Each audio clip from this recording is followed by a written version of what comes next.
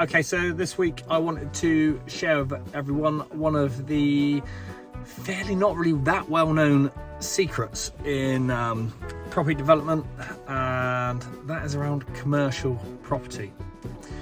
So what I'm doing here, I'm starting to do a slightly different format. I've been trying to think of a way that I can give loads of value, still tie everything in with my upcoming course, the First Timer's Guide to Property Renovation and Development, and just keep it super relevant with what I'm doing.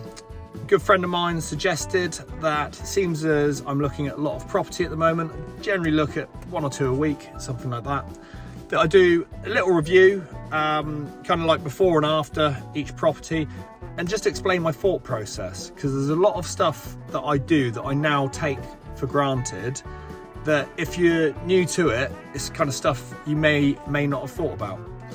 So I want to start off with a review of a place that I looked at. I can't be I don't want to be too specific with the properties.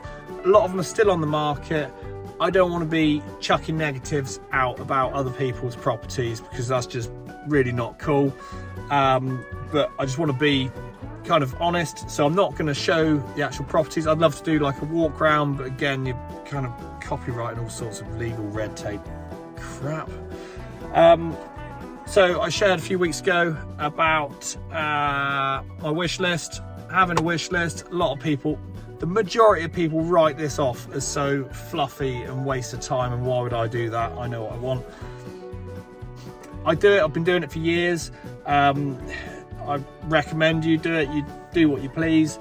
But so on here, I've got my ideal property, what it is I'm looking for.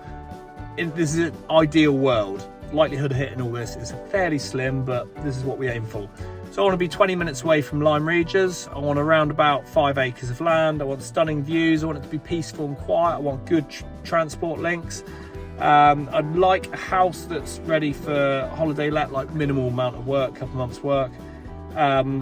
Ideally it needs to have barns or outbuildings or some planning precedent, and be able to take a second holiday let property, and as well as a manager's cottage, so maybe somewhere for me to live, maybe somewhere for me to stick a manager to manage the two independently.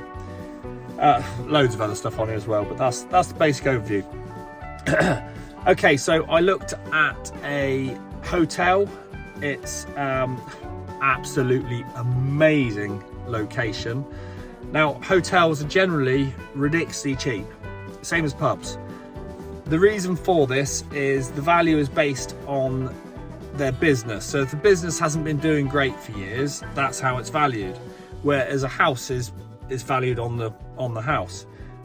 What this means, you can get a huge amount of square footage for the fraction of price of what you buy a house for. If you're doing it for holiday let, hang on, get the sun in my eyes there. So if you're doing it for holiday let, then planning wise is not too far off. I think a hotel is a C3 planning, which is also a guest house. It's a little bit grey area woolly. Do your own research. But if you're converting from a house, from a hotel to a house, that can be quite tricky. But it's very, very worthwhile looking into. So I saw this place. It was a 13-bedroom hotel in very good order, which is quite rare. A lot of them, they're just kind of, people just do the bare minimum when it's commercial sometimes. Met the owner, really nice guy, went right the way through the place. Phenomenal property, probably 150, 200 years old. It's got a swimming pool there, that's a big tick. You could easily have manager's accommodation. There's buildings that could be converted for extra accommodation. It's just got loads and loads of good points to it. A little bit of work needed doing inside. The kitchen kind of needed jazzing around a bit because it's a commercial kitchen, but so many boxes were ticked on it. Now, the downsides to it, there's a little bit of road noise. Didn't really have much views, but the location is like absolutely banging, just so good.